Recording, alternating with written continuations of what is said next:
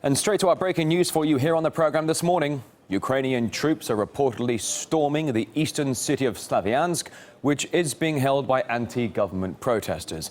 Local self-defense forces say there has been a shooting on the ground and aerial attacks, and they claim the army has seized the city's TV station. Let's go live to Paula Sleer, who's standing by in the region right now, and get the very latest on this here on RT International. Paula, what do you know about the reports of the fighting in and around Slavyansk? Can you bring us up to speed? Well, we were receiving these reports almost by the minute. It was expected that an action like this would happen on Friday morning.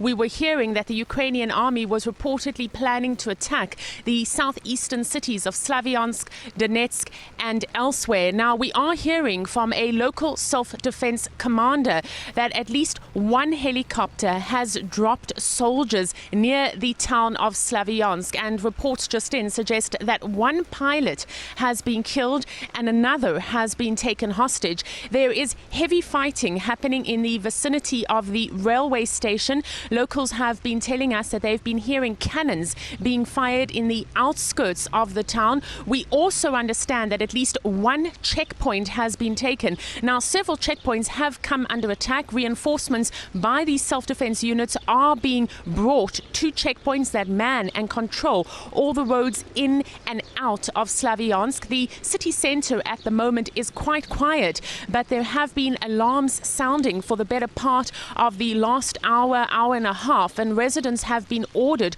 to stay inside. A short time ago, we spoke to one resident inside the besieged town. Early in the morning, a major operation on the city began.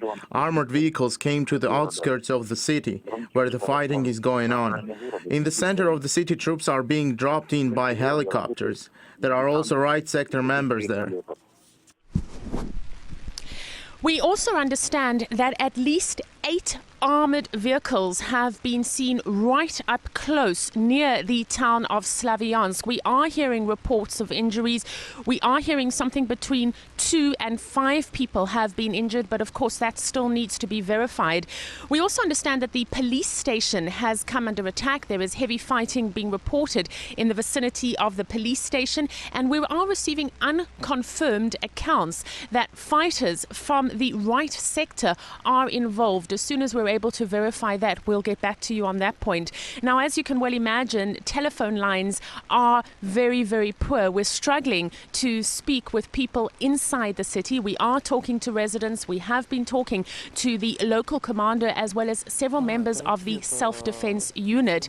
The town has been expecting this. There is an atmosphere of panic and of fear. Indeed, the reports have been taken seriously that the Ukrainian army is planning to launch such an attack, and at the same time we understand that the Ukrainian army is using both ground troops and air support. Now, there continues to be helicopters flying over the town. At this stage, it does seem as if this is an operation that is well orchestrated and is likely to continue for quite some time. The self-defense units report that although they have been expecting it, they are poorly equipped. They're not sufficiently trained to take on the Ukrainian army. There has been a call that went out in the town of Slavyansk and in other towns here in the southeast of the country in recent days, asking for volunteers from cities and towns, for local residents to sign up and join these self-defense units, because as I've been saying, it was expected that the Ukrainian army would launch such an attack. Now, in the last few days, we have witnessed at least 12 local administration buildings in this part of the country being seized by these anti-Kiev supporters.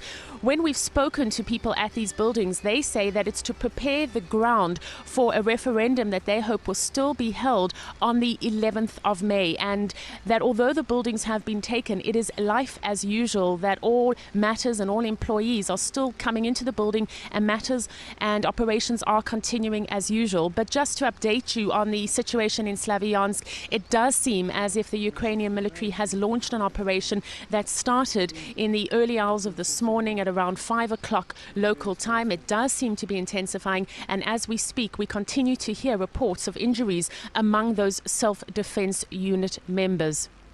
All right, RT's Paula Sleer with the latest on this breaking news from eastern Ukraine. Paula, thank you.